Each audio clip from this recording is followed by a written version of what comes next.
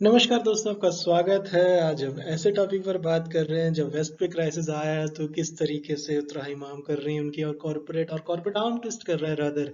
और जिस तरीके से जब हमारे यहाँ संकट आता है, डोनाल्ड ट्रंप ने अपनी प्रेसिडेंशियल डिबेट में कहा भी, जो बाइडेन साउंड्स लेफ्टिज्म, जो bound sounds this, radical left, socialist. और जब ये बेल आउट पैकेजेस देने पे आते हैं तब ये सब भूल जाते हैं, यानी सहूलियत के हिसाब से अपनी अर्थव्यवस्था को चलाते हैं और उपदेश और ज्ञान बाकी पूरी दुनिया में बांटते रहते हैं। लैटिन अमेरिका ने किस तरीके से वर्ल्ड बैंक, आईएमएफ अमेरिकन को खदेड़ा है वहां से, आर्थिक जगत से एक तरीके से। तो देखा जाए ये बहुत इंटरेस्टिंग है। ये वाली केस स्टडी एक क्लासिकल साबित होने जा रही है कि जिस तरीके से वहाँ पे जॉब कट्स की बात हुई है, जिस तरीके से वहाँ पर जो नुकसान हो रहा है उनके एविएशन सेक्टर को, जिसकी तरीके से सारे के सारे, चाहे वो रूलिंग पार्टी हो, अपोजिशन हो, कांग्रेस हो, सारे के सारे एक मत से आवाज उठा रहे हैं। बस एक ही रकम को लेके उनमें एक विरोधाभास आ रहा है, उस पर एक राय नहीं बन रही है, लेकिन ये होने जा रहा है।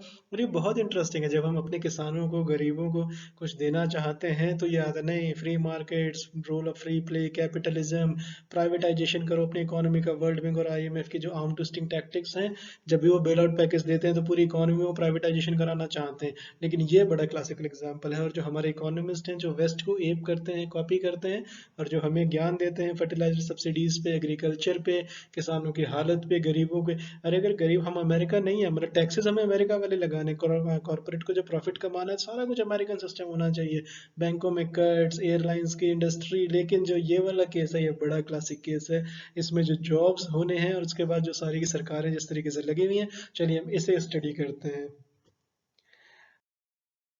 और बेसिकली अब इसमें है क्या, जो बुनियादी हैं, ये दो एयरलाइंस है, काफ़ी बड़ी एयरलाइंस हैं, एक अमेरिकन एयरलाइंस और यूनाइटेड एयरलाइंस। इनके अंदर जिस तरीके से एक तूफान सा आ गया है जॉब कट्स को लेके, मैसिव जॉब कट्स की इन्होंने एक तरीके से धमकी दी है, रोल बैक के लिए भी कहा है। अगर कांग्रेस उसको मान जाती है, ट्रंप एडमिनिस्ट्रेशन मान जाता है, बेलर जो कि मानेगा ये ऑब्वियस है। और जिस तरीके से ओबामा जी ने कहा था कि banks are too big to fail और हमारे farmers are too small to survive, है ना। खैर बहरहाल, इसमें जो अमेरिकन एयरलाइंस ग्रुप है और यूनाइटेड एयरलाइंस होल्डिंग है, चलिए हम इसे शुरू करते हैं। इनकी बेसिकली इन्होंने ऐसा थ्रेटन किया है कि ये बहुत सारे, करीब करीब 32,000 लोगों को, ये लोग जो है, इन्होंने शेड्यूल, उन्होंने पहले घोषणा कर दी थी। यानी कॉर्पोरेट बता देता है कि अगर आपने ऐसा नहीं किया, हमें पैसे नहीं दिए, तो हम इतना ये करने वाले हैं। तो आर्म टैक्टिस, और हमारे यहाँ फिर उसमें शायद एनएसए लग जाए। लेकिन बहरहाल ये है कि फार्मर्स जो हैं, जिस तरीके का एक ओवरऑल ही कंटेक्ट, जो ये डिबेट है एक तरीके की कैपिटलिज्म वर्सेस सोशलिज्म की जो डिबेट है, अमेरिका में socialism is a dirty word ही माना जाता रहा है। लेकिन अमेरिकन का, चाहे आप हेल्थ केयर देखें, चाहे स्कूल सिस्टम देखें, हाईली हाईली सब्सिडाइज्ड है। कम से कम $200 बिलियन से $600 बिलियन तो वो सिर्फ एग्रीकल्चर में देते हैं। लेकिन हम ऐसा कुछ नहीं कर सकते, डब्ल्यूटीओ में करने नहीं देगा, हमारे मार्केट्स खुलवा के मानेगा। और जिस तरीके से सरकारें, जिस तरीके से चलती हैं डेवलपिंग कंट्रीज में, बड़े इंटरेस्टिंग है। चलिए इसको हम शुरू करते हैं। अब इसमें जो ट्रेजरी सेक्रेटरी हैं उनके, ये बड़े परेशान हैं आजकल। और इन्होंने पहले भी एक वक्तव्य दिया था जिसका मैंने पिछले लेक्चर्स में जिक्र किया था। तो स्टीव मुनुचिन जी जो हैं, इन्होंने अपील किया है कि ये डिले कर रहे हैं, कि नेगोशिएट कर रहे हैं, बहुत तेजी से नेगोशिएट कर रहे हैं कांग्रेस के साथ एक इकोनॉमिक रिलीफ प्लान के लिए, ताकि जो है एक रोल आउट, एक तरीके से सपोर्ट दिया जा सके इन दो बड़े कैरियर्स को। तो उसके मतलब यहाँ पर हमारे यहाँ जो मिनिस्ट्री होती है, अगर फाइनेंस मिनिस्ट्री का मुद्दा हो तो उसमें लॉ मिनिस्टर आके बोलेंगे, लॉ मिनिस्ट्री का मुद्दा हो तो उसमें एविएशन, जैसे अब ये हैं हरदीप सिंह पुरी जो सिविल एविएशन में बोलते रहते हैं, आज वो फार्मर पे भी बोल पड़े।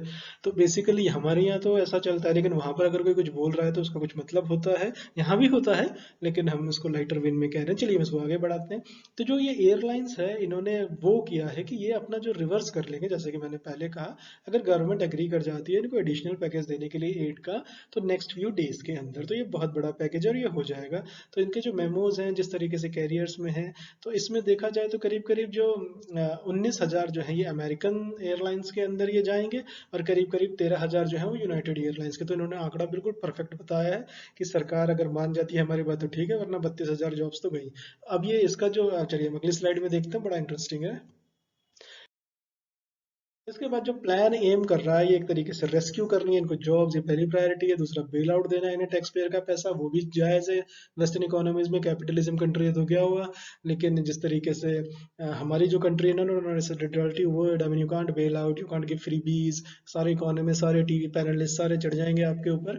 तो बेल आउट, और उसके बाद प्रेसिडेंशियल इलेक्शन पे इसका डायरेक्ट, तो ट्रंप एडमिनिस्ट्रेशन दिन रात काम कर रही है, व्हाइट हाउस अलग कह रहे हैं, ट्रेजरी सेक्रेटरी जो है वो अलग लगे पड़े हैं। तो इनके साथ बेसिकली ये कर क्या रहे हैं ये लोग, हम इस पे बात करेंगे। तो जॉब कट्स जो हैं एक तरीके से प्रेशर है स्टीव मुनिचिन जी पे, और हाउस स्पीकर जो है नैन्सी पेलोसी, ये बहुत परेशान है। इनको अपने मीडिया में बाइट्स भी देखते सुना होगा।